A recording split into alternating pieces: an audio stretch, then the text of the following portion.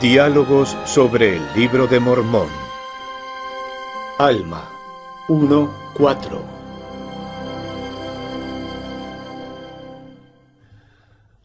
Bienvenidos a nuestros diálogos sobre las Escrituras de la Iglesia de Jesucristo de los Santos de los Últimos Días.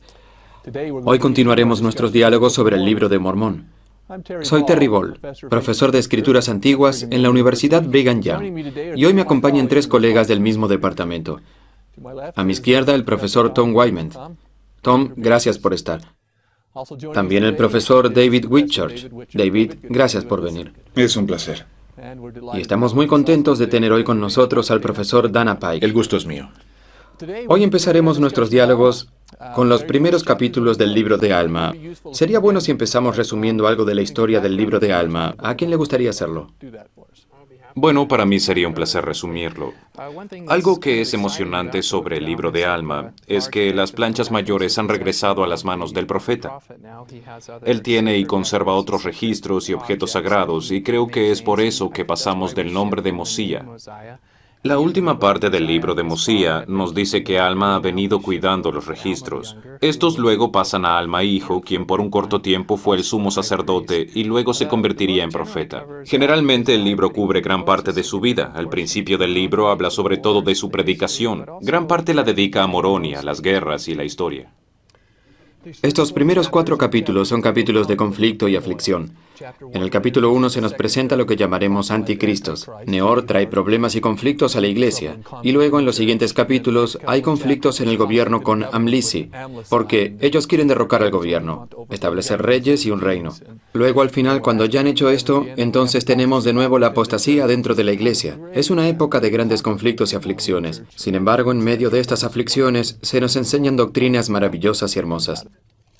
Permítanme añadir antes de analizar el capítulo 1, el libro de Alma es realmente una composición que Mormón creó para nosotros y creo que es importante que lo recordemos. Está basado en los registros de Alma el joven o Alma hijo, como se le suele llamar. Pero Mormón ha creado esto y es interesante que en los primeros capítulos de este libro nos dé unos ejemplos de individuos que están peleando contra la iglesia y contra el gobierno. Esto también causa contención contra la iglesia, así que Mormón está resaltando algunos de los desafíos que estaban teniendo Alma y su gente en esa época, como usted lo había mencionado. Algunos de estos desafíos llegaron en parte por la transición en el gobierno. Siempre que se tiene un gran cambio como este, habrá tensión. Gente queriendo cambiar y regresar al sistema anterior. Parece que aquí los diferentes jueces le han dado a la gente ciertas libertades y por ello ahora algunas personas abusan de esas libertades, lo que en parte genera el conflicto. Y al final vemos que parte de esta libertad se pierde para Exacto. siempre y terminamos con esto. Hablemos ahora acerca de Neor, aquí en el capítulo 1, y luego, para empezar, ¿cuáles son los principios importantes que debemos señalar de Neor? ¿Por qué Alma quiere que su relato aquí tenga tanto detalle? ¿Qué es lo que nos está tratando de enseñar? Pienso que aquí, por lo menos inicialmente, empezamos a ver la influencia de un individuo que en parte alcanza notoriedad porque fue reconocido por sus características físicas. Es alto, fuerte, es muy elocuente y presenta algunas ideas que van a tener un impacto en todo el resto del Libro de Mormón. Así que toda esa idea de superchería sacerdotal y todo lo que tiene que ver con esto se origina aquí. Aunque Neor tiene un final realmente rápido, sus ideas continúan. De hecho, los que se rebelaron entre el pueblo de Amonía lo hacen porque eran de la orden de Neor. Exacto. Amlici se rebela porque es de la orden de Neor. Las ideas son algo que perduran, ¿verdad? Creo que algo bastante interesante es que hemos visto una separación o una separación parcial de la iglesia y del Estado, y pienso que Neor es un personaje inteligente y se da cuenta de que aunque piensa de una manera diferente, todavía puede ser parte de la sociedad nefita. En el pasado hemos visto que estos incrédulos son gente que ve las cosas diferente y se unen a los lamanitas, pero ahora él quiere mantenerse activo en la sociedad y hacer cambios, y se da cuenta de que puede ser irreligioso y no ser necesariamente como los demás, y piensa, usted no me puede castigar. Y pienso que Mormón es cauteloso al señalar esto en el versículo 17. Esto es interesante. Habla de aquellos que siguieron a Neor. No se atrevían a mentir si podía llegarse a saber, por medio de la ley, por qué los embusteros eran castigados. Por tanto, aparentaban predicar según su creencia. Y la ley no podía ejercer poder alguno en ningún hombre por su creencia. En este punto de la historia nefita, cada vez que leo esto, pienso en lo que está pasando en el tercer Nefi capítulo 1. Mi referencia dice versículo 9, donde la ley sí hace referencia a algo sobre sus creencias. De hecho, ponen una fecha para ejecutar a todo aquel que cree en Cristo, simplemente porque creen en Él. Así que la sociedad y las libertades se han perdido entre el principio de la época de los jueces y para el tiempo que llegamos al comienzo de los capítulos del tercer Nefi. Y es interesante el ver la popularidad que este mensaje toma, por lo menos al principio, en el versículo 3. Leemos de cómo quiere que los sacerdotes y los maestros sean populares, que sean apoyados y no tengan que trabajar. Pero en el versículo 4, siempre me ha gustado el versículo 4, y les hablo a mis alumnos acerca de esto. Dice, testificaba al pueblo que todo el género humano se salvaría en el último día, y que no necesitaban temer ni temblar, sino que podían levantar la cabeza y regocijarse. Ser felices, ¿no? Porque el Señor había creado a todos los hombres y también los había redimido a todos, y al fin todos tendrían vida eterna. Y siempre les pregunto a mis alumnos si realmente creyeran esto, ¿cómo piensan que vivirían? Incluso si uno es una persona decente, diría, oh, yo seguiría siendo una buena persona. Aunque crea en esto a medida que pase el tiempo, empezaría a justificar un poco de esto y un poco de aquello. No tendría que ser tan cuidadoso porque no importa lo que haga. El Señor se encargará de todo y nos llamaría la atención nuestro lado débil, el lado que quiere las cosas un poco más fácil, más relajado, más egoísta. Nuestro lado que no tiene oposición, minimiza todo el plan al eliminar la oposición. Y no solo minimiza la oposición, sino que también redime sin necesidad de un redentor. Vemos más adelante en el capítulo 21 un comentario.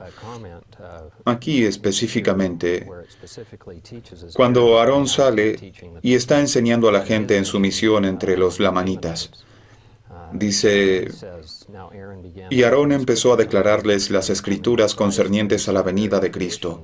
Y de esa tradición hablan ellos en el versículo anterior. No creemos en esas tradiciones, no creemos que tú sepas de cosas que están por venir. Así que esto elimina la noción de alcanzar la redención por medio de un Salvador. Si me permite, regresando a lo que Dana nos dijo, irónicamente estas personas que aceptan todo y dejan que todos se salven sin necesidad de un redentor o de alguien que expíe sus pecados, usualmente son como Neor, que es el último en aceptar. Sí, eso es lo irónico de esta ellos teoría. deberían aceptar a todo el mundo y sin embargo vemos que Neor no es nada tolerante, hasta el punto de que quiere quitarle la vida a Gedeón. Me encanta Gedeón. Es un héroe del libro de Mormón, que cuando se da cuenta de que algo necesita arreglo, simplemente lo arregla. Y aquí tenemos a Neor, que mata a un anciano, y me amarga el corazón que haya hecho esto. Si vemos en el versículo 16, describe a qué clase de gente llamaba la atención las ideas de Neor. Porque había muchos que amaban las vanidades del mundo y salieron predicando doctrinas falsas. Nos relata más de los valores de la gente que seguía a Neor que de la calidad de enseñanzas de Neor. Y también nos explica por qué hacían las cosas que hacían. En el versículo 16 dice, y lo hicieron por causa de las riquezas y los honores. Esa es la definición de superchería sacerdotal, el hacerse pasar por luz. En el versículo 22 encuentro algo interesante. Después de que Neor ha sido ejecutado, hay problemas de persecución. Están persiguiendo a los miembros de la iglesia y se les dice, no sean antimormones, no peleen con ellos, pero algunos no lo pueden evitar. Siempre encontré interesante el versículo 22. Dice, sin embargo, hubo entre ellos muchos que empezaron a llenarse de orgullo, refiriéndose a miembros de la iglesia, y a contender acaloradamente con sus adversarios, aún hasta golpearse. Si se daban puñetazos el uno al otro. Esto parece una idea original, pensar que hacían estas cosas, pero para cuando terminamos el libro de Alma, va a ser algo muy común, a diferencia de lo que hacía Neor en el versículo 26 y 27 del capítulo 1. Pienso que vemos a la iglesia volviéndose mucho más fuerte en este momento. Creo que hemos hablado de esto antes. Hablamos de sus riquezas en el versículo 29 y hablamos de cómo empezaron a enriquecerse en gran manera, teniendo en abundancia. Y sin embargo, fíjense en el lenguaje que se usa en el versículo 26. Todos eran iguales y todos trabajaban, todo hombre según su fuerza. Así que esto produce una historia de éxito fenomenal, pero usualmente esperamos algo diferente al final de estos versículos. Me gusta leer el versículo 29 a mis alumnos y preguntarles sin que estén mirando lo que dice el siguiente versículo. Así que leo esta parte que dice: ahora, debido a la abundancia de la iglesia, empezaron a enriquecerse en gran manera, teniendo en abundancia todas las cosas que necesitaban, y abundancia en rebaños y manadas y toda clase de animales cebados, y también grano, oro, plata y objetos preciosos. Cuando les pregunto qué dice el siguiente versículo, dicen que se volvieron orgullosos y malvados. Pero el versículo 30 es una normalidad. Porque no fue así. De hecho, hacen algo que es muy raro en el libro de Mormón. Permanecieron prósperos y obedientes. Por un tiempo. Bueno, por casi 4 versículos. Lo cual es bueno. Sí, es bueno. Y es maravilloso ver el impacto que esto tiene ahora, ver que sus corazones ya no están en sus riquezas. No solamente ellos son capaces de bendecir a los miembros de la iglesia, sino también a aquellos que no pertenecían a la iglesia. Dice en el versículo 30, al desnudo, al hambriento y al enfermo. Pero como haciendo hincapié a esta historia, si ellos no estaban haciendo esto con sus resultados, van a encontrar el siguiente gran desafío en el capítulo 2. Y si no hubieran estado preparados, el capítulo 2 sería diferente. Amlisi habría triunfado, tendrían un final diferente. Háblenos acerca de Amlisi, el hombre que quería ser rey. Dana, como experto en hebreo, háblenos acerca de eso. Basado en lo que hemos leído, suponemos que está relacionado con la palabra melich. Dictar, reinar como un rey, pero no podemos decirlo con exactitud, pienso yo. Es interesante que la palabra en hebreo que significa rey la encontremos en el nombre de un hombre cuya aspiración era ser rey de los nefitas. También plantea una cuestión acerca de la pronunciación, y podría ser Amliki o podría ser Amlisi, y más tarde vamos a conocer una gente llamada los Amalequitas, y podría ser que ellos fueran esta gente. No conocemos el origen de esto. Es interesante en lo que respecta a los amalequitas, puesto que no tenemos el origen de ellos como pueblo. Ese es un argumento de que tal vez haya relación a Amlisi, en que sean de un mismo grupo. ¿Alguna relación a esto? Puede haberla. Nuestra guía de pronunciación en la parte posterior del texto dice Amlisi. Esa guía cambia con el pasar de los años. De hecho, en la primera guía no era Jared, sino Jaired.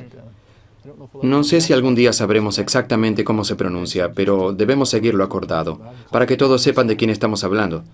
Y llamarlo Amlisi, quien tenía un gran deseo de ser el rey, y cuando no es elegido por la voz del pueblo, incita a una guerra civil. ¿Cuál sería la doctrina que necesitamos señalar, y cuáles son los principios de este evento? Bueno, una cosa que veo, tenemos esta gran reforma por Mosía y como santos de los últimos días, vivir en una democracia es emocionante, ¿saben? Darles su libertad y muchos de ellos no la quieren. Es demasiado y como usted dijo, Mosía se la da y ellos se limitan cada vez más a lo largo del tiempo. Y aquí está nuestra primera amenaza. Diríamos, oh, aquí está, tenemos nuestra libertad, vamos a absolverlo, pero no. Junto con esto pueden darse cuenta de lo que las personalidades fuertes pueden hacer realmente. Lo vemos con Neor, con Amlisi, lo veremos con gente como Alma y otros, los cuales son justos. El impacto a largo plazo que pueden tener cuando cumplen con los principios del Evangelio, al contrario de aquellos que se entregan a sus propias necesidades y deseos. Encontramos que cuando comienza la guerra civil, Alma se apresura en armar a su gente para defender su libertad. Y el segundo día de la batalla, los amlicitas han unido sus fuerzas con lo que resulta ser una invasión lamanita. ¿Saben? Yo solía leer esto y pensaba, qué mala suerte que aquí tienen la guerra civil. Y en ese mismo momento, cuando están más débiles, llegan los lamanitas. Pero pensando en esto repetidas veces, pensé que quizás esta era la manera en que Dios dirigía los eventos, porque hubiera habido algunas bendiciones al tener la rebelión de amlicitas en este preciso momento. Porque cuando los lamanitas sí invadieron la tierra, tenían a Alma dirigiendo las fuerzas, ya en el campo de batalla, ya armados, ya equipados, con experiencia, y están preparados para hacerle frente a los lamanitas. Y me pregunto si los amlicitas no se hubieran rebelado en ese momento, si los nefitas no hubieran perdido aún más. Por otro lado, no sabemos lo que ocurre entre los lamanitas, pero pueden haber visto la perturbación entre el gobierno como una oportunidad, y así prepararon, y anticiparon y avanzaron en este momento de descontento, de rebelión por parte de Amlisi. Así que cuando estos dos se reúnen, Realmente existe este desafío, esta batalla que está a punto de llevarse a cabo, y cómo enfrentarse a eso. Lo que es interesante para mí es nuestra cultura y la época es tan diferente. Aquí, en Alma, capítulo 2, versículo 16. Ahora Alma era juez superior gobernador del pueblo de Nefi. Fue con sus hombres, sí, con sus capitanes y capitanes en jefe, sí, a la cabeza de sus ejércitos. No solemos pensar en profetas de los últimos días dirigiendo en el campo de batalla, ciertamente batallas espirituales, pero esto era bastante común en esa época y en su cultura, porque para ellos él era el líder, así que está al frente. Es una imagen muy vívida la que Mormón nos pinta describiendo la batalla. Aquí está Alma luchando cara a cara con Amlici. Los dos están débiles y casi como si fuera una película de Rocky, hay una pausa en la acción. Y él utiliza esta pausa para orar. Y el mensaje es, si estás luchando contra un profeta que está orando, sal corriendo. Porque una vez que termina de orar, encuentra la manera de matar a Amlici. Aquí en el versículo 30 y 31 vemos su oración y cómo Dios la responde. También en el versículo 18 y 28, Mormón nos relata que el Señor fortaleció la mano de los nefitas, porque estaban luchando por una causa justa, estaban intentando vivir el Evangelio y querían establecer la iglesia de Cristo. Pienso que si los nefitas hubieran leído las planchas mayores, hubieran leído este acontecimiento y se hubieran dado cuenta de que, si queremos acceder a los poderes del cielo, es mejor estar del lado de Dios. Esto es muy interesante ahora que lo dice. Mientras leo esto, siempre pienso en Paoran, quien más tarde luchó enfrentándose a su propio pueblo. Y nos preguntamos, si él hubiera tenido esto, tal vez hubiera dicho, he visto al profeta hacer esto, pero él luchó y necesitaba alguna clase de aliciente para hacerlo, tal vez debido a la magnitud o diferentes circunstancias. Y mientras está haciendo este resumen, tenemos la impresión de que Mormón invierte mucho tiempo en hablar de cómo los amlicitas se habían marcado. ¿Se dan cuenta de por qué eso es tan importante para Mormón? Pienso que de alguna manera, al leer esta historia, hay cierto racionalismo con respecto a los nefitas, quienes ahora han cambiado de bando. ¿Y por qué se están marcando? Hay un carácter práctico cuando se entra en el campo de batalla que vamos a tener que diferenciar entre los dos grupos nefitas, y por tanto vamos a tener que identificar de alguna forma que hemos cambiado de bando y que ahora estamos luchando con los lamanitas. Sin embargo, la aplicación es evidente, y es que las personas que han tomado ciertas decisiones aparentemente a veces se hacen marcas. Esta es una manera específica en la que se dan a conocer a otros al público, al mundo exterior, mostrando la elección que han tomado. Mormón resume esto, y me da risa cuando leo donde él resume una parte del registro y tiene que añadir algo, solo para asegurarse de que no perdamos la idea. Por ejemplo, luego de que nos habla de cómo los amlicitas se marcaban, en el versículo 18, simplemente añade, ahora los amlicitas no sabían que estaban cumpliendo la palabra de Dios. Y vemos esto en otras ocasiones en los capítulos posteriores. Mormón se entusiasma tanto y quiere que captemos el mensaje de lo que nos está diciendo, que es como si nos preguntara, ¿se dieron cuenta de esto? Qué mala suerte que no lo sabían, especialmente en ese momento. La cantidad de muertes, grandes números de gente, y al ver esto tenemos el sentimiento de que hay que pagar un precio espiritual por esta clase de guerra. Hoy en día hay guerras y batallas y se matan a larga distancia. Tal vez ni siquiera ven la cara de la persona a la cual le están quitando la vida. Pero en este combate era cara a cara. Ellos tenían que ver la muerte en los rostros de aquellos a los que les quitaban la vida. Ciertamente esto hace que los que permanecían estuvieran más comprometidos a los ideales por los cuales luchaban. No es que piense que lo que pasa hoy en día sea menos comprometedor, pero nos damos cuenta que era una manera de limpiar a la sociedad nefita, y la gente que emerge es más por democracia. Ese elemento de los amlicitas ahora es limitado, prácticamente extinguido. También podemos ver, siguiendo con el tema, la gran compasión, casi remordimiento, del cual vemos que Mormón habla en el versículo 26 del capítulo 3. Y en un año millares y decenas de millares de almas fueron enviadas al mundo eterno para que pudieran recibir su recompensa. Y como usted ya lo mencionó, hay un gran sentimiento de pérdida. Y estoy seguro de que podemos sentir la angustia por parte de aquellos que amaban tanto a toda la gente. Así que en este tiempo de la historia, esta terrible pérdida de vidas y de guerra, parece que le dio humildad a la gente, a los fieles al menos, pero luego parece endurecerlos. ¿Qué suponen que marca la diferencia? Es un pensamiento intrigante. Buena pregunta. Veamos el versículo 3 del capítulo 4. Eran tan grandes sus aflicciones que no había quien no tuviera motivo para lamentarse, y creían que eran los juicios de Dios enviados sobre ellos a causa de sus iniquidades. Por consiguiente, se despertó en ellos el recuerdo de sus deberes, y empezaron a establecer la iglesia más completamente. Entonces, tal vez esa es la respuesta a su pregunta. A veces, cuando nos convertimos, debido a fuerzas externas, no es tan duradero. Así que vemos que cuando la gente empieza a vivir los principios del Evangelio,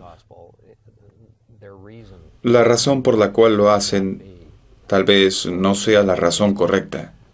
Tiene que venir del Espíritu, y vemos que ellos luchan contra esto. A veces puede ser por medio de las guerras o dificultades por las que pasemos. La gente busca a Dios o se aleja de Dios. Y lo que marca la diferencia parece ser de lo que estamos hechos antes de que venga la prueba. Aquí los nefitas han estado trabajando duro para establecer la iglesia y estaban en terreno firme antes de que llegaran las dificultades.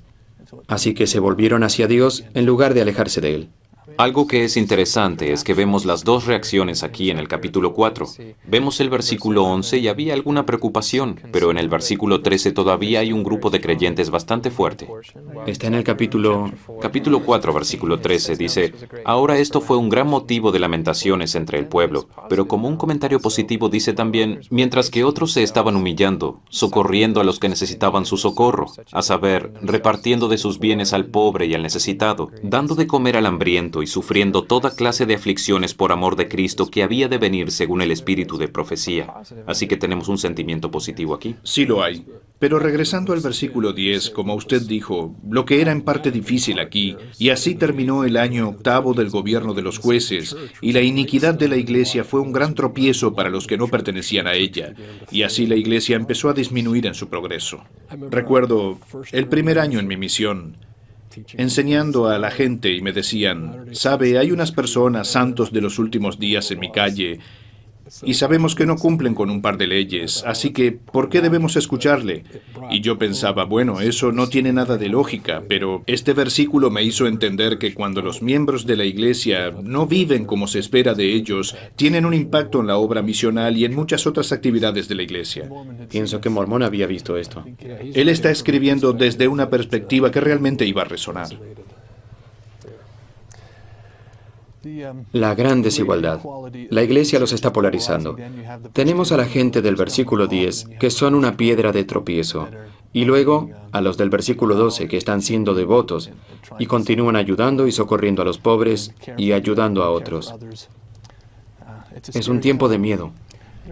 Siempre me ha intrigado cuando leo esto y trato de identificar cuál es la causa para que unas personas se vayan en una dirección y otras en otra. Y a lo largo del libro de Mormón vemos estas declaraciones de que cuando empezamos a prosperar, tenemos la tendencia a aferrarnos a las riquezas del mundo y queremos aún más de lo que el mundo tiene para ofrecer. Encuentro que en el versículo 6 hay una pequeña frase en la mitad que dice que habían obtenido por su industria. Están hablando de cómo consiguieron todas estas riquezas y ellos reconocieron que la razón por la cual tenían tanto éxito es porque habían trabajado duro para conseguirlo y de una manera u otra se tradujo como me lo merezco. Así que en vez de mantener esa imagen humilde de la relación que tengo con Dios y de que he recibido estas cosas como resultado de las bendiciones de Dios, entonces viene por mi propio trabajo y por esto mismo lo merezco. Y ahora soy más que aquellos que tal vez no trabajan tan duro como yo. Esto es similar a los problemas que encontramos hoy en nuestra sociedad. Interesante, porque señala una de las razones importantes por la que pagamos diezmos. No creo que paguemos diezmos porque Dios necesite nuestro dinero, pero la gente que lo paga no tiene que preocuparse de que su dinero empiece a ser más importante que Dios. Si lo hacen, mantienen las cosas en perspectiva correcta. Y me pregunto si estas personas pagaban diezmos. Sorprende lo rápido que suceden los eventos.